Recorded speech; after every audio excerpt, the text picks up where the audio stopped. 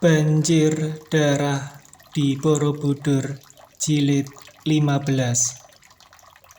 Setelah mengubur ketiga mayat anak kecil itu baik-baik, kedua pemuda gagah perkasa itu lalu berjalan mengendap-endap menuju ke dalam dusun itu.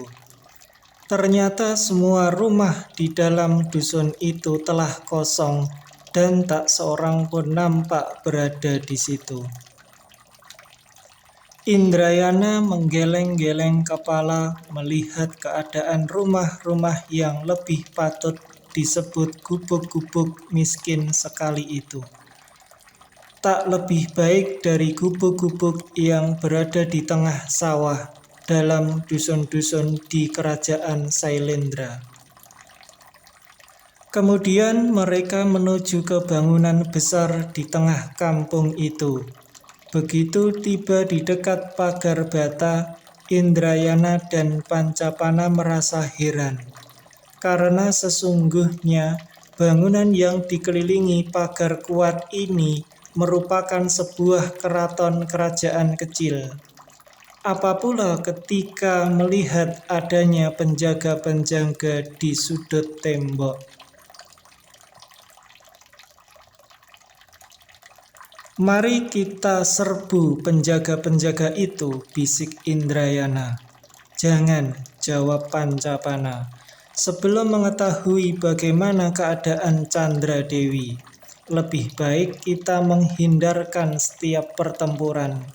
Mari kita masuk dari lain bagian yang tak terjaga."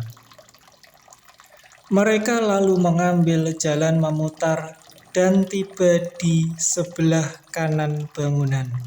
Pancapana lalu menggunakan pedangnya untuk memotong sebatang cabang pohon yang panjang yang ada cabangnya, lalu mengaitkan cabang itu pada tembok di atas.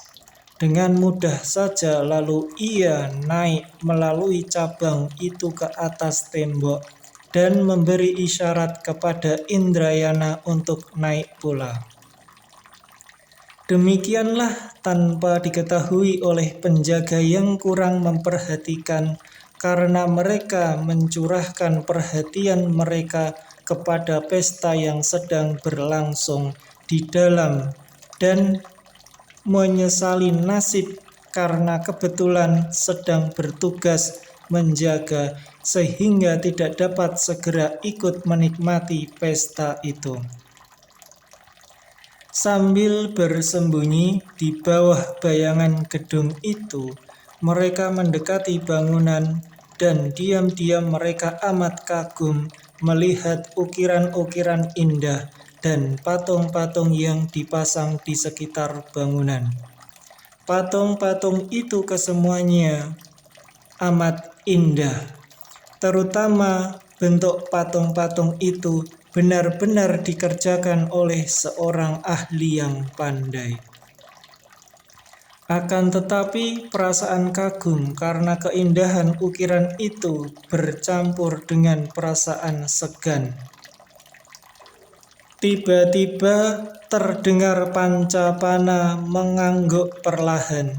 Indrayana menengok dan melihat kawannya itu sedang berdiri di depan sebuah patung. Dan patung itu adalah patung Dewi Sri, istri dari Sang Hyang Wisnu. Setelah menyembah patung Dewi Sri itu, Pancapana lalu menarik tangan Indrayana untuk meninggalkan tempat itu dan ia menyumpah-nyumpah. Ini penghinaan besar kepada para dewata. Begawan Sidakalagana itu tidak baik, kata Indrayana sambil mendekatkan telunjuk pada bibirnya. "Dengar, Kang Mas, ada suara." Ketika mereka mendengarkan dengan teliti, benar saja, di antara suara gamelan yang dipukul di ruang sebelah kiri bangunan besar itu, terdengar suara lain. Suara tok, tok, tok. Seperti orang memukul-mukul sesuatu di atas batu. pemahat patung. Bisik Pancapana. Dia sendiri adalah seorang yang telah mempelajari ilmu kesenian ini, maka suara itu cukup jelas baginya. Semua orang berpesta pora. Mengapa pemahat patung itu bekerja seorang diri? Mari kita lihat, ajak Pancapana. Akan tetapi kita perlu mencari Diajeng Dewi. Lebih baik mencari dari sebelah sini. Kurasa Candra Dewi dikurung dalam bangunan ini. Marilah. Mereka lalu memasuki pintu bangunan itu dari sebelah kanan dan menuju ke arah suara orang memahat patung tadi. Lorong-lorong di dalam bangunan itu semua diukir indah dan diterangi dengan lampu-lampu minyak yang cukup terang. Pada dinding di kanan kiri terdapat ukiran yang menggambarkan pada dewa di kayangan. Akan tetapi semua dewata itu bersujud dan menyembah seorang dewi yang cantik jelita, yaitu Dewi Durga. Alangkah ganjilnya gambar-gambar ini bagi Indrayana dan terutama bagi Pancapana yang memuliakan dewa-dewa itu. Suara orang memahat batu itu makin keras dan akhirnya kedua pemuda itu mengintai ke dalam sebuah ruangan yang terang benderang dan luas. Mereka menahan napas ketika menyaksikan ruangan yang luar biasa itu. Di situ penuh dengan patung-patung yang amat indah. Patung-patung wanita dalam berbagai kedudukan, dan mereka tidak kenal siapakah patung-patung itu, karena nampaknya seperti muka orang biasa. Sebagian besar dari patung-patung itu masih belum selesai, dan dapat diduga bahwa di situ biasanya bekerja banyak sekali ahli patung, karena masih nampak bekas-bekas tempat mereka bekerja. Akan tetapi pada saat itu yang bekerja di dalam ruangan besar itu hanya seorang saja, seorang laki-laki tua yang kurus kering dan berambut panjang. Dengan asyiknya, pemahat tua itu sedang menyelesaikan sebuah patung. Karena patung ini bukan patung seorang wanita, melainkan patung Begawan Sidakalagana sendiri. Kepala dan bagian tubuh atas telah selesai dan pemahat ini sedang berlutut mengerjakan bagian bawah.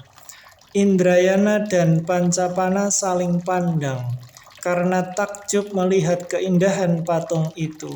Mereka merasa seakan-akan berhadapan dengan Begawan itu sendiri. Demikian hidupnya patung itu, sehingga mata patung itu seolah-olah bergerak dan hidup. Akan tetapi, tiba-tiba Pancapana memegang lengan Indrayana dan berbisik dengan suara gemetar. Dia adalah Panji Purna, ahli patung Mataram.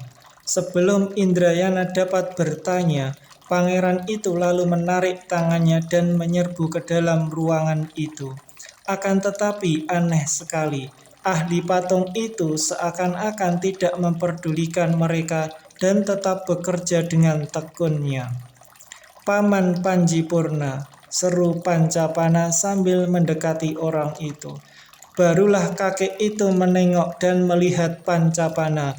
Ia memandang dengan bengong dan pucat. Kemudian tiba-tiba menjatuhkan diri berlutut dan menangis. "Gusti Prabu, ampunkan hamba. Sudah tibakah saatnya Paduka datang menjemput nyawa hamba?" Pancapana tertegun. Orang ini tentu telah berubah ingatannya dan menganggap bahwa dia adalah mendiang Sang Prabu Sanjaya ayahnya.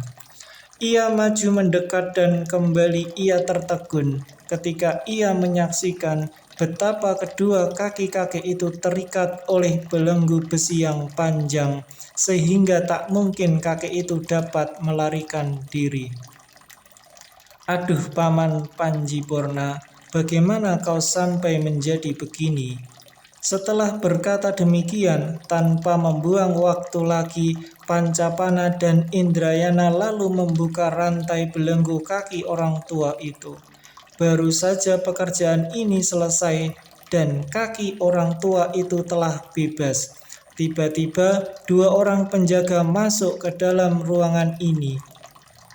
Mereka ini adalah anggota-anggota serigala hitam yang bertugas meronda tempat-tempat yang kosong itu, dan mereka memegang sebatang tombak yang runcing.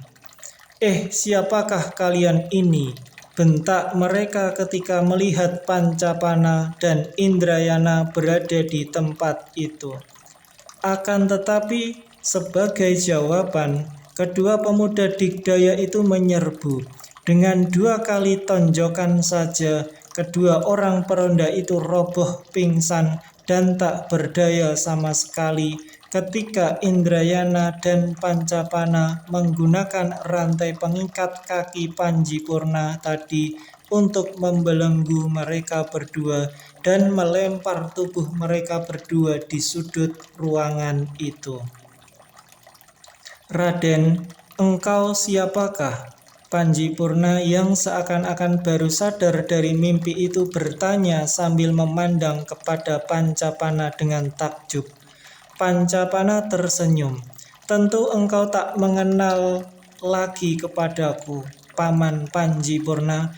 Dahulu ketika engkau masih bekerja di istana Rama Prabu, aku masih kecil. Aku adalah Pangeran Pancapana." "Aduh, Gusti Pangeran." Kakek itu lalu menjatuhkan diri menyembah sambil menangis karena terharu. Kemudian atas pertanyaan Pancapana, ia menceritakan pengalamannya yang mengerikan. Ia diculik oleh Bengawan Sidakalagana dan dibawa ke tempat itu. Telah banyak ahli-ahli ukir dan pahat berada di situ, akan tetapi mereka semua berada di bawah pengaruh dan tenung yang Begawan Sakti itu kerjakan. Bahkan telah memeluk agama yang disiarkan oleh Begawan Sidakalagana. Hanya Panjipurna seoranglah yang masih kuat dan teguh imannya sehingga ia tidak sampai terbujuk.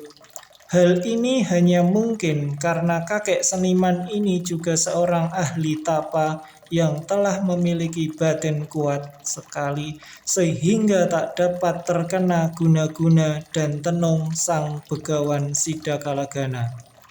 Inilah sebabnya, maka bertahun-tahun hamba dibelenggu dan dipaksa bekerja di sini. Hamba tidak sudi mengerjakan patung-patung itu, maka bagian hamba hanya membuat patung-patung lelaki. Dan yang terakhir ini hamba dipaksa membuat patung sang Begawan. "Di manakah adanya lain-lain ahli patung yang bekerja?" tanya Pancapana. "Seperti biasa, Gusti Pangeran, mereka itu ikut pula bersukaria dalam pesta gila itu. Karena hanya dalam pesta itu mereka berkesempatan untuk bersenang-senang. Paman, kami berdua datang untuk mencari dan menolong seorang putri yang diculik oleh pendeta iblis itu. Di manakah kiranya disembunyikan kawan kami itu?" Panjipurna menarik napas panjang. "Memang Begawan itu jahat sekali. Hamba sendiri tidak pernah keluar dari ruangan ini, Gusti. Akan tetapi hamba tahu bahwa Begawan itu memiliki sebuah bilik istimewa di sebelah bangunan ini. Adapun ruangan pesta berada di sebelah kiri. Kalian hati-hatilah. Begawan Sidakalagana amat sakti dan kaki tangannya banyak sekali. Jangan khawatir, Paman. Kalau kami berhasil menyelamatkan kawan kami akan berusaha menolongmu keluar dari sini pula." Setelah berkata demikian, Pancapana dan Indrayana lalu keluar dari ruangan itu, dan dengan hati-hati sekali mereka menuju ke dalam. Akhirnya mereka tidak berhasil mendapatkan kamar rahasia dari pendeta itu. Mereka lalu menuju ke sebelah kiri untuk mengintai ruang pesta yang makin ramai. Ketika mereka telah tiba di tempat itu dan mengintai, hampir saja keduanya berseru saking heran, terkejut, marah, dan juga seram. Ruangan yang disebut ruangan seni tari itu ternyata amat luas, 4 kali lebih besar dari ruangan tempat pembuatan patung tadi yang sudah cukup lebar. Berbeda dengan ruangan-ruangan lain, di sini tidak dipasangi penerangan lampu, akan tetapi gentengnya terbuka sama sekali sehingga penerangan yang masuk di dalam ruangan itu sepenuhnya didapat dari sinar bulan purnama. Oleh karena itu, maka pemandangan di situ suram, menyeramkan, akan tetapi juga romantis sekali. Oleh karena sinar bulan cukup terang, Indrayana dan Pancapana dapat melihat hiasan arca dan ukiran pada dinding ruangan itu, dan kedua pemuda itu menahan nafas saking kagum, heran, dan juga jengah. Mereka kagum oleh karena seni pahat yang menghasilkan hiasan itu sungguh amat mengagumkan dan indah. Apalagi Indrayana yang berada di kerajaan Sailendra, bahkan Pancapana sendiri yang berada di Mataram, di mana banyak terdapat ahli patung yang pandai, juga takjub sekali menyaksikan patung dan ukiran yang sedemikian indahnya. Akan tetapi yang membuat mereka terheran-heran, jengah, dan juga seram adalah keadaan segala macam ukiran dan arca itu. Ukiran-ukiran dan gambar-gambar itu menggambarkan dunia kamawacara. Di tengah-tengah ruangan yang amat lebar itu berdiri patung yang besarnya 2 kali ukuran manusia biasa. Dan inilah patung Batari Durga atau istri dari Sang Hyang Siwa.